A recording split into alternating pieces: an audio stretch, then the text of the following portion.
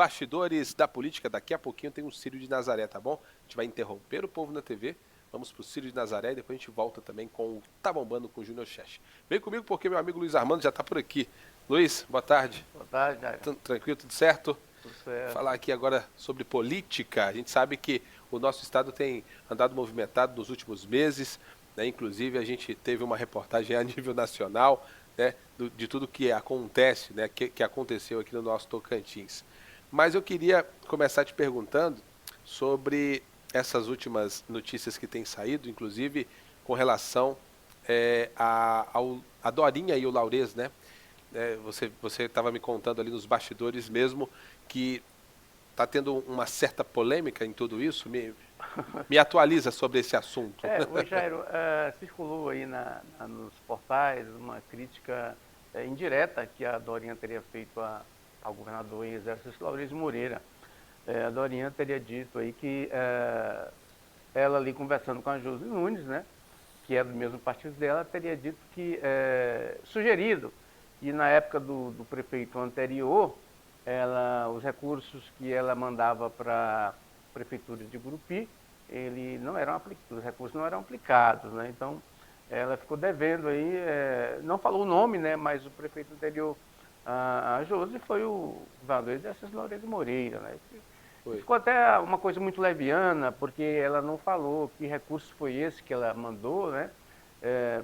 E que o prefeito, então o prefeito não aplicou. E se era mesmo o Laurez, né? Então ficou aquela dubiedade, coisa que não cala bem no verbo de uma senadora da República pré-candidata ao governo do Estado. Ou seja, você não pode levantar suspeita contra alguém sem ter prova, né? Não pode deixar no ar, o prefeito anterior não aplicou verbas que eu mandei. Que verbas, né? Como é que foi essa situação, né?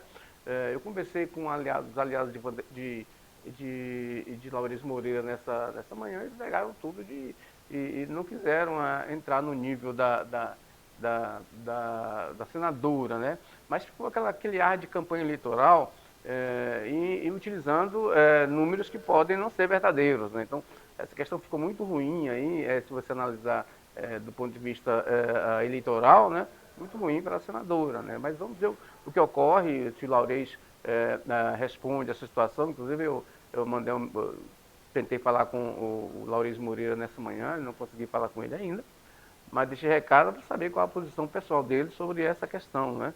E lógico que ele deve me retornar e eu vou passar aqui para os telespectadores. De qualquer forma, ficou aquele clima de campanha eleitoral no momento em que o Estado precisa de tranquilidade, né? E nós não estamos no período eleitoral, nós estamos ainda no período pré-eleitoral. E isso, qualquer colocação que se faça, ainda mais partindo de uma senadora da República, ela termina criando mais tumulto, né? No momento que já é um momento tumultuado. Entendi. Justamente gera essa preocupação porque é um momento de muitas decisões, né? De muitas alianças políticas. E a própria, viu, Jair, inclusive essa reação da senadora, essa ação da senadora, ela chega num momento em que no final de semana a gente presenciou aí uma discussão muito pesada entre os dois grandes líderes nacionais, né, que foi o Ronaldo Caiado, que é do União Brasil, e o Ciro Nogueira, que é o presidente nacional do PP, do Partido Progressista, né?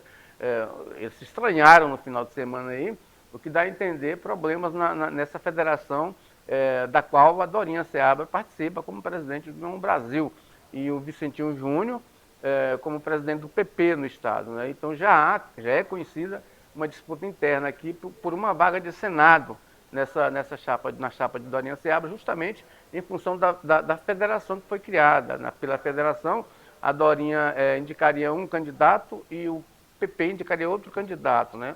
Então, a Dorinha já tem ali como pré-candidato dela ao Senado, já tem o Eduardo Gomes, o senador do PL, e o Gaguinho, que disse que é candidato ao Senado de qualquer jeito. E tem o presidente regional do PP, o Vicentinho Júnior, que é o candidato, indicado pela direção nacional do PP para compor essa chapa na federação. Então, essa discussão nacional entre dois grandes líderes do B e PP dá indício de que a federação não está tão harmônica assim, ou seja, que ela corre o risco de não ser oficializada, né? Ela foi oficializada politicamente naquele encontro do PP com a União Brasil. Mas ainda não fizeram o protocolo no Tribunal Superior Eleitoral, e o Tribunal Superior Eleitoral ainda não confirmou, não oficializou essa federação, de forma que esses atritos internos tendem a criar problemas para a oficialização dessa federação, o que seria para Dorinha e para Vicentinho Júnior até uma boa ideia, né? Com certeza. Bom, agora a gente fala um pouquinho sobre o ex-governador Mauro Carlessi, né? Você, inclusive, publicou no seu blog, foi um dos primeiros jornalistas a publicar sobre publiquei eu recebi em primeira mão, Foi né? em primeira mão. Foi em primeira mão essa decisão do Mauro Carlessi e conversei com ele também no final da tarde, né, sobre os próximos passos. O que aconteceu, Jair, foi o seguinte, desde o princípio, aqui nesse programa mesmo, eu apontei, na época da prisão do Mauro Carlessi, apontei que a prisão estava equivocada, né? Primeiro porque o governador, o ex-governador, não tinha indício de que ia fugir do Brasil, deixar né? o país. Ele tinha dupla cidadania, se ele tivesse fugido, tinha fugido, né? E outra questão era que o inquérito que resultou, o pedido de prisão de Mauro Carlessi na época, ele era fundamentado em investigações de um outro processo. E você não pode pegar cópia de um processo e entrar com essa cópia aqui com outra ação na mesma justiça. Não pode. O juiz tem que autorizar você a pegar essas informações. Então, isso era processualmente, já anularia aquela prisão e as cautelares contra Mauro Carlessi. Mas o juiz, ainda assim, o juiz determinou a sua prisão na época, prisão preventiva na época.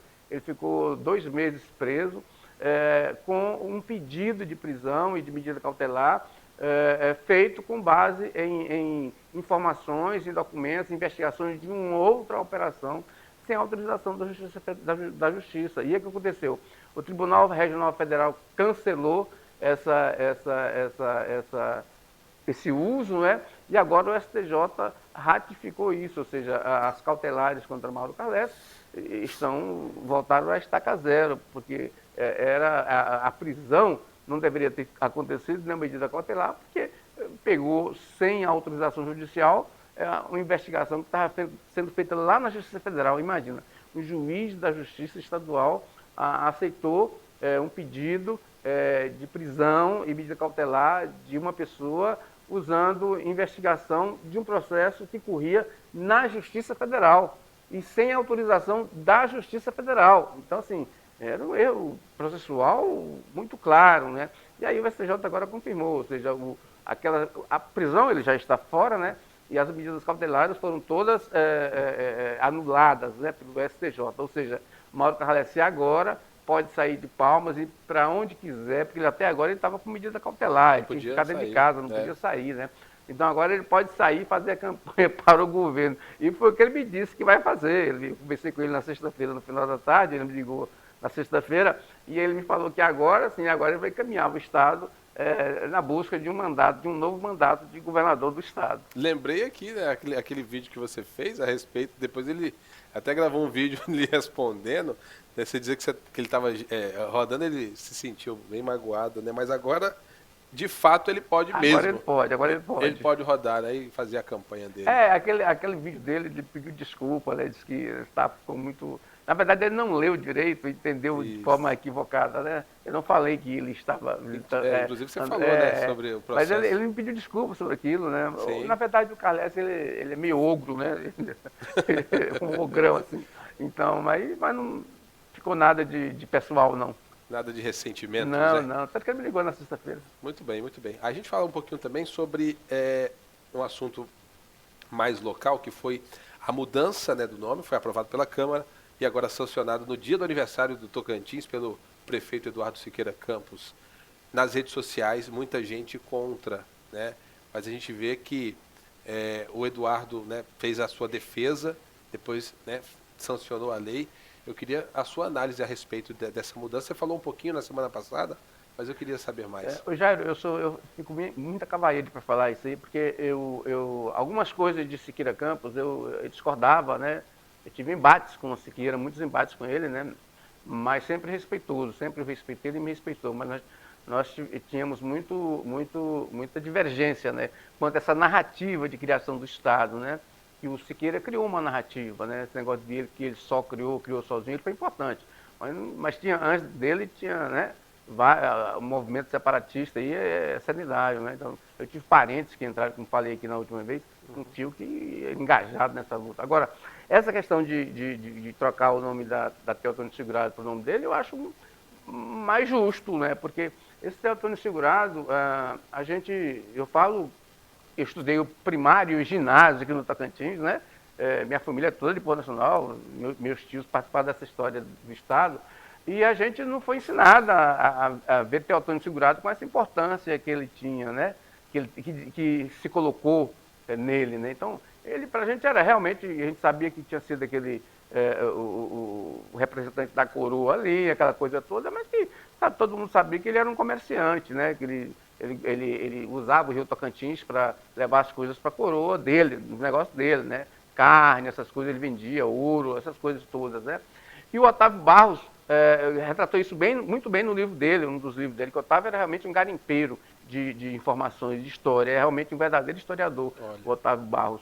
E ele garimpou isso e ele realmente tinha essa colocação. Então, assim, de forma que a Teotônio Segurado, passando a chamar Siqueira, ela registra mais a história de forma mais densa do que Teotônio Segurado, né?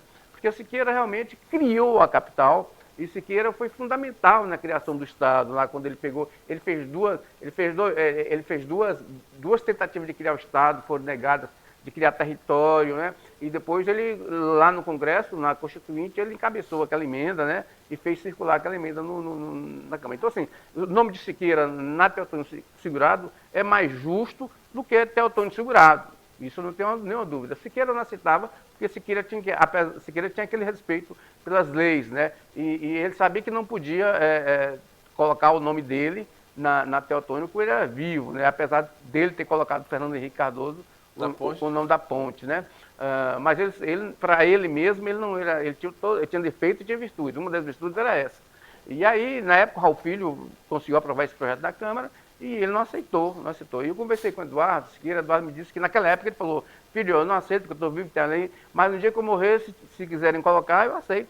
Aí coube Eduardo fazer. Então, eu acho que é uma discussão muito pequena, esse negócio de falar que vai aumentar prejuízo com cartório, aquele negócio. Eu acho muito pequeno.